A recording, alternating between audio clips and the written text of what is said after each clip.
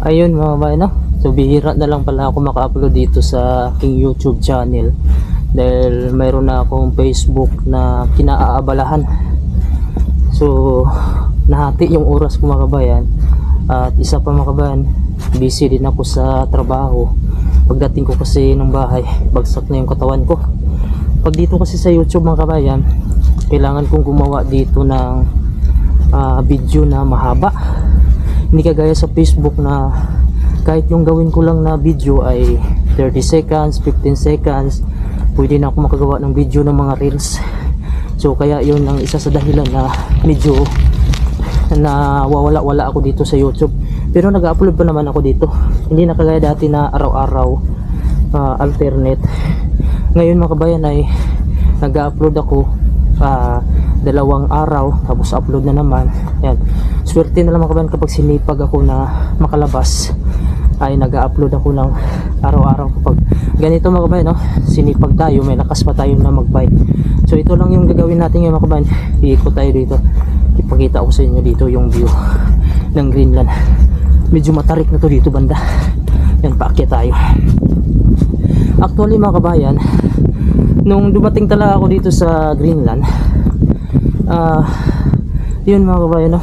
Nagulat na lang ako na yung aking Facebook page ay biglang lumubo. So ngayon umabot na ako sa 1,600,000. So bigla talaga akong nagulat nung lumubo yung followers ko sa Facebook page. Halos dito na ako nakapokus sa Facebook dahil mas mabilis lang kasi maka-upload dito at mabilis makakuha ng views. Hindi kagaya sa YouTube na yung views medyo kaunti lang at kailangan mo yung mahaba talaga na video. Pero dito din ako nagpapasalamat sa page sa YouTube mga kabayan, no? Kasi dito talaga ako unang kumita. Yung Facebook ko mga kabayan, mas nauna ito kasi sa YouTube. Nung dumating pa lang ako dito 2022 September, mayroon na akong Facebook page na ginagamit. Ang problema lang mga kabayan, nung na-monetize na ako, kumikita ako nun pakunti-kunti lang, mga point, mga ganon, $1 pinakamalaki na. Tapos biglang natigil at mayroong mga red nakalagay dun na you are living in eligible country for monetization. So yun, nagulat ako, parang nanghinayang ako na ang dami kong views no, nung dumating na ako dito sa Greenland. Gusto kasi ng mga tao mga kabayan malaman kung ano yung buhay dito sa Greenland, kasi yung iba bago sa kanila itong lugar na to. Parang hindi pa siya expose at saka tago pa. Mayroong nagbablog dati dito mga kabayan, pero hindi ka na-expose itong Greenland. Kaya nung nag-vlog ako sa Facebook dati, dami ko talagang views. Ayun lang, problema ko, hindi ako na-monetize dahil daw sa eligible country. Kaya yun,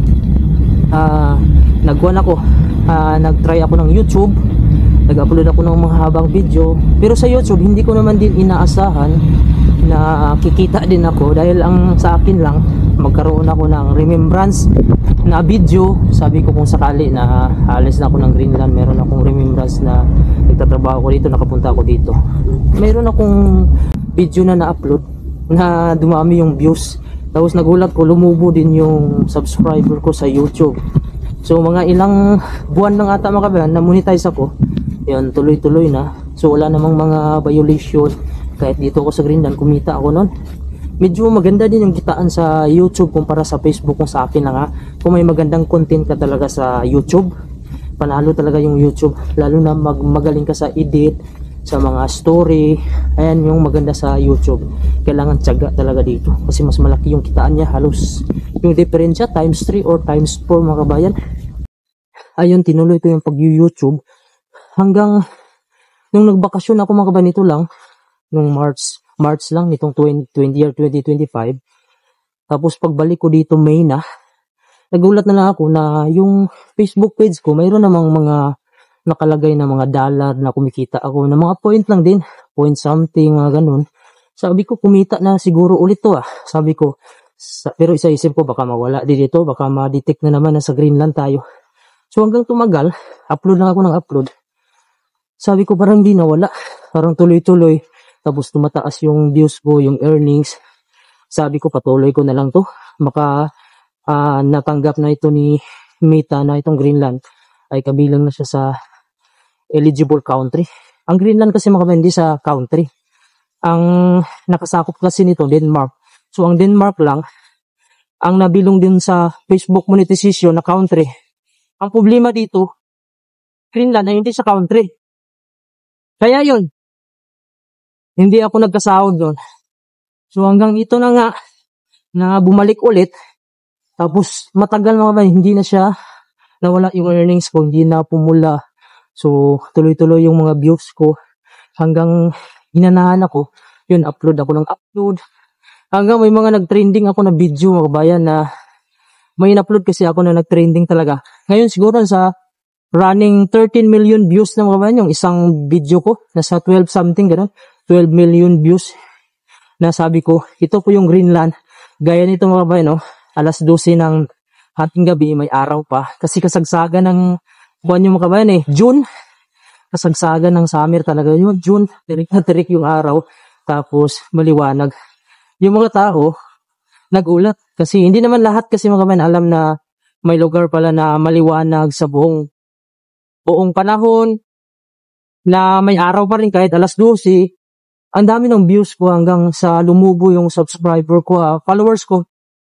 Na umpisa 200,000 lang yung followers ko mga kabayan Tapos hanggang umabot yung followers ko mga kabayan sa 300,000. Tapos umakyat ng 400,000 hanggang umakyat ng 500,000. Sabi ko, wala, dumami ng dumami. So kinanahan ako mga kabayan. Yun, nag-upload na ako ng nag-upload. Araw-araw mga kabayan, nakaka-upload siguro ako ng mga 3 video. Tapos hanggang sa panay ako post ng mga picture about Greenland. So, doon po na pansin mga kabayan na ang earnings mo mga kabayan, kung mataas din siya. Dapat pag malaki pala yung views mo mga kabayan, pag million views sa Facebook, medyo malaki-laki din yung kitaan mo. Tapos kung may mga video ka pa na 3 video mga kabayan, halos nakaka 1 million views ako nung isang video ko. Tapos nag-upload ako ng isang 3 video araw-araw, halos naka 3 million views ako kada araw. So, 3 million views sa isang araw mga bayan. Napakarami. Napakalaking views yung nakuha ko. So, doon ko na pag-isipan na mag-focus ako sa Facebook page kasi mas mabilis siyang kitaan dahil sa Reels mga kabayan, 15 seconds lang. Ang pinakamataas na sa Reels ay 1 minute and 30 seconds. Kaya pwede ka nang makagawa ng Facebook page. So, ako'y nagpapasalamat mga kabayan. Mayroon akong mga subscriber dito sa YouTube na nakafollow din sa ating sa Facebook page. Kaya ako'y pasalamat sa inyo na sa pag-follow nyo sa atin. Ang sa akin kasi mga kabayan, yung tao talaga, hindi naman nila kuhan mga kabayan na kung ano ka. Ang napansin ko sa mga subscriber ko, mga followers ko sa Facebook, ay gusto nilang malaman kung ano yung buhay sa Greenland, kung ano ba talaga yung itsura dito. Tapos siyempre nakita nila yung magandang bahay. Yun talaga yung nakuhan ko dito na dumami yung subscriber ko at followers ko sa Facebook page ang tinitingnan ko. Kaya simula nung may mga video ako mga kabayan na nagtitrending, doon ako nagpo-focus. Halimbawa sa kuhan, yung may araw pa dito, ganito, hating gabi, yun panay ako post. Tapos yung mga itsura ng lugar dito, pinapakita ko. Ngayon mga kabayan, nasa kuhan ako, 1,600,000. So, hindi ko akalain na maabot ko yung ganun na followers. Kasi hindi ko akalain mga kabayan na ano lang naman ako dito, trabahante lang naman ako. Hindi naman ako masyadong kilala pa dati talaga na magaling gumawa ng video, magaling mag-edit. Basta ako mga kabayan, ang ginagawa ko, maka-upload lang ako, tapos maipakita ko itong lugar. Tapos natural lang. Hindi na din ako nagbo-voice over kasi tinatamad ako. Dati sa YouTube, nagbo-voice over ako. Pero dahil nga, kailangan ko pang doon magtago sa lugar na walang makarinig, tapos walang ingay. Siyempre ngayon, nandyan na yung pamilya ko. Isa lang kami ng bahay. So, maingay. Sabi ko, na lang, natural na lang. Yung walang edit-edit na lang na voice over. Kaya yun mga kabayan. Kasi yung tao mga kabayan, kahit ano pa yung video mo mga kabayan, kahit hindi pa maganda pagka-edit yan, kung magustuhan talaga nila yung itsura at interesting sila, panonoodin nila yan. Ako mga kabayan, pag uwi ako ng Pilipinas, sigurado kunti na lang talaga yung manonood sa video ko kasi sa Pilipinas na eh. Hindi na sila interested eh. Alam na nila yung lugar. Maliban na lang kung magaling ka talagang gumawa ng mga story, yung may kapulutan, patawa, yan. Mas interesting kasi yung tao. Hello! Hi! You are working until now! So, yun mga kabayan, no? Ayun lang ang kuhan ko na hindi na ako masyadong nakaka-upload sa YouTube. Kaya ngayon, ito yung ginawa ko ngayon, ay nag-iikot-ikot ako ngayon na maipakita ko ngayon mga kabayan. Kahit sa pagbabike lang dito, salita-salita lang ako dito, i-upload ko lang ito. So, pasalamat ako na may manood, may interested pa rin na makita itong Greenland. Grabe pa yung mga pinagdaanan ko din mga kabayan yung sa pagbablog ako. Kasi yung purpose ko talaga sa pagbablog dati mga kabayan, hindi ko na inisip talaga na kikita ako. Kasi nga mga kabayan, sa Saudi pa ako mga kabayan dati, nagbablog na talaga ako pero hindi naman ako kumikita. Kahit sa Facebook, YouTube, mayroon akong vlog dati. Ang sa akin lang kasi talaga, magkaroon talaga ako ng remembrance na nandito ako sa Greenland, na makita ko yung sarili ko, makita ng mga anak ko, mga apo ko, na nakapunta ako dito, nagagawa ako ng memories. Ganyan ako mga kabayan, yung hilig ako magpicture ng sarili ko na nandito ako sa isang lugar. Ayan yung gusto ko. Pero mga kabayan, yun, dumating nga yung pagkakataon na biyayaan tayo ng blessing ng Panginoon. Sa ngayon mga kabayan, no, medyo okay yung kitaan ko sa Facebook. Pero hindi ko masasabi na tuloy-tuloy ito dahil yung tao may time din na hindi na sila interested sa lugar. Halimbawa nito, pag ma-expose ko na ito mga kabayan, hindi na sila interested sa lugar kasi puro na lang Greenland. Siguro kung gagawa ako ng mga istorya, mga kwento na may kakapulutan, tapos may background na ganito, malinis, kung ano yung buhay dito, mas interested yung tao. Kasi yung tao kasi mga kabayan, kailangan mo talagang tingnan din kung ano yung gusto nila na panuorin. Yung iba, makadaan lang sa wall nila mga kabayan. Once lang yan mga kabayan, pag nagustuhan nila yung video mo, magpa-follow sa'yo yan. Pero mga kabayan, kung dadaan sa wall mo mga kabayan, dadaan sa wall nila mga kabayan yung mga video mo, kahit ilang beses pa yung mga kabayan dadaan, kung hindi nila magustuhan yung video mo, hindi talaga magpa-follow yan sa'yo. Kaya yung tao minsan, tingnan mo din kung ano yung gusto nila mapanood na video, kung saan ba yung nakapokus sila. Yung nagbablog pa ako, bago pa ako mga kabayan, so madalas tayong pinupuna yung sa pagbablog natin. Pero sa akin okay lang yun mga kabayan, kasi parang nagamit ko din siya ba na kailangan may mga bagay ako na dapat baguhin, yung sa pagsasalita, yan, yung mga paulit-ulit, yun yung palagi kong naririnig palagi yung sa vlog ko, na pag nagsalita daw ako panay paulit-ulit. Ayun mga kabayan, no? Marami pa rin nagtatanong kung paano ba daw ako nakapunta dito sa Greenland, ano ba daw yung ginawa ko, ano yung recruitment ko, mayroon ba akong agency sa Pilipinas. So ayan mga kabayan, lahat ng yan may mga video na tayo niyan, kasi 3 taon na ako dito nagbablog, panay na lang ganyan yung topic ko. May iba kasi mga kabayan nagagalit na hindi natin re-replyan. Minsan kasi mga kabayan, no, busy tayo sa trabaho, tapos may mga bago na naman na followers, hindi nila alam kung paano, tapos hindi sila nagsisearch, panay lang sila tanong. So ito mga kabayan, sasagutin ko na naman ito ulit. Ulitin ko na naman ito mga kabayan, para ito sa inyo, dahil gusto nyong malaman. So sana pag may bago na naman dito, sana hindi na din magtanong, no? Minsan mag-search na din tayo, kasi hindi din sa lahat ng panahon na wala tayong ginagawa. So paano ako nakarating dito sa Greenland mga kabayan, no? Ano ba yung ginawa ko dati mga kabayan? Kwento ko na lang ito para malaman nyo din kung ano yung kwento ng kuwan ko mga kabayan, buhay ko, kung bakit ako nakarating dito sa Greenland. So, past one time mga kabayan, balikan natin kung saan ako nanggaling. So, nanggaling ako sa Saudi Arabia. Doon talaga ako nagtatrabaho bilang isang OFW. 2022, nabigyan tayo ng opportunity. Nag-apply po ako sa online sa itong Facebook page na ito mga kabayan, Work in GL mga kabayan. Hindi pa yan Facebook page dati. Bali, meron lang messenger niyan, yung recruiter na isang Pilipina na napag-asawa dito ng Danish. Hanggang mayroon siyang connection dito mga kabayan sa mga construction, mga trabaho din dito sa mga restaurant. marunong siya makipag-usap dahil itong Greenland na hindi naman sila lahat dito gumagamit yung mga English. Kadalasan dito ay Danish at saka Greenlandic. So, swerte mo na lang pag nakapag-usap ka rito ng English sa mga tao. So, ayun mga men, hanggang nag-hire niya sila ng electrician, nag-post sila 2022. Nag-apply ako sa work in Gigil. Dati messenger pa lang yon. Tapos, dati mga kabayan, messenger pa lang. Tapos mayroon silang email. Nung una email mga kabayan, binigay sa akin nung may tao kasi na hindi ko pa malilimutan mga kabayan, no? Yung pangalan niya si Ichan. Nasa Ilolisat sa ngayon. Siya yung tao na naging daan kung bakit ako naka-apply dito sa Greenland, itong recruitment na work in GL. Si Ichan yung pangalan niya. Hindi pa kami nag-meet pero pasalamatan ko pa rin siya dahil pinasok niya mga kabayan yung group. Ako mga kabayan, member ako sa mga electrical group kung saan nagsishare doon. Tapos kung may mga hiring, pinopost doon sa electrical job. Sabi niya, kailangan daw ng electrician dito sa Finland. Ito yung email. Yun, binigyan niya yung email doon sa post mga kabayan.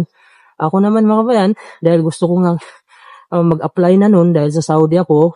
Dati pa nag-apply ako ng mga Canada, New Zealand. So, hindi ako natatanggap. Sinubukan ko lang.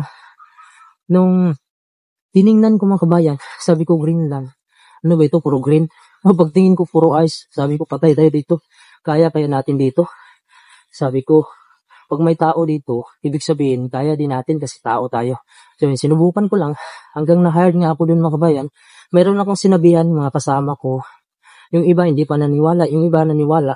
So, yung naniwala mga kabayan, ay nakasama sa akin dito. Hanggang ngayon kasama ko yung isang electrician din. Tapos, yung iba mga kabayan, nakalipat na din ng company. So, yun, na-hired ako sa work in GL. Ang tinagal ata ng process ko mga kabayan, umabot lang sa 1 buwan, kasama na pag-a-apply, siguro mga 2 buwan, mahigit mga kabayan, no?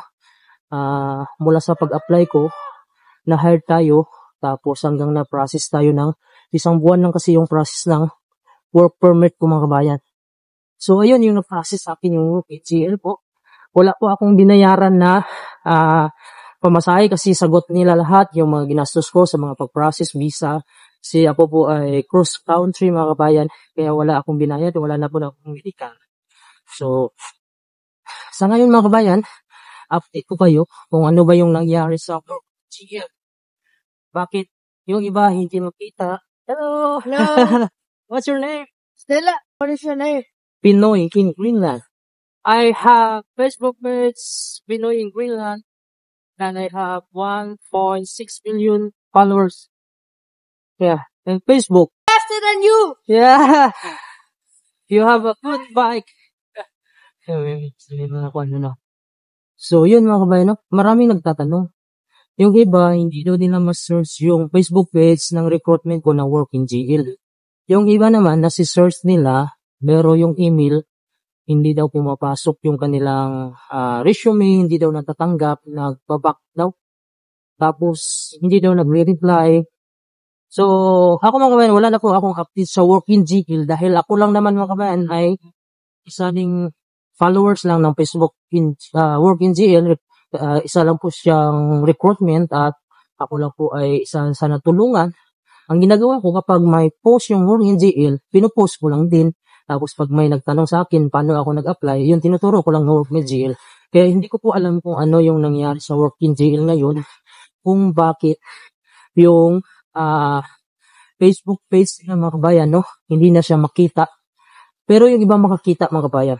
Ang narinig ko lang, sabi ng work in GL ay may nag-scam daw ng Facebook page nila.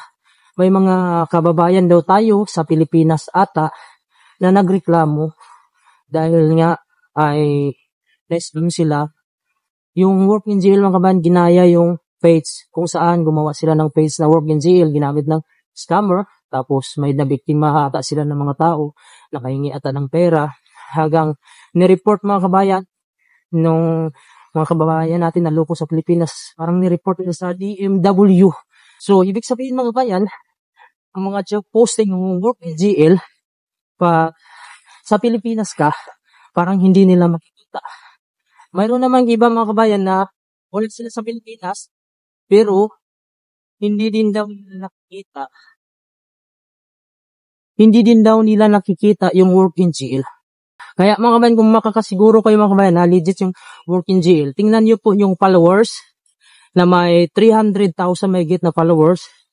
Huwag po kayong bibigay ng pera sa mga tao ng basta-basta na bago pa lang kayo nag-apply, sabihin agad na hired ka na process na yung work permit nyo. Dahil hindi po ganun kadali ang ma-hire sa work in GL. Dahil bihira lang po yung ma-hire dito at paswertihan lang po.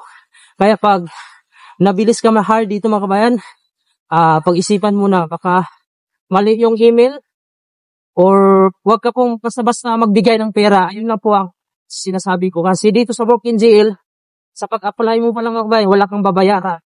Once kasi na na-hire ka sa work in GL, ay mag-post sila sa kanilang page ng iyong pangalan sa page nila na may 300,000 followers. Kaya pag hindi ka na-post mga kabayan, tapos minisits ka ng sinuman, i-check mo, i-double check mo kung legit ba yan. Kung hindi sigurado, pwede kang makipag video call kasi sila naman ay tumatanggap naman ng video call mga kabayan. So basta advice ko lang, ingat po sa scammer. Kahit saan mga kabayan, kahit yung mga agency sa Pilipinas na mga legit ay nai-scam na yung mga tao. So dito pa kaya na sa Greenland pa yung work in GL. So wala pong recruitment sa Pilipinas mga kabayan ang work in GL, kundi nandito lang po siya sa Greenland. So ingat po kayo palagi mga kabayan and God bless you all po. At mag-ingat po kayo sa mga scammer.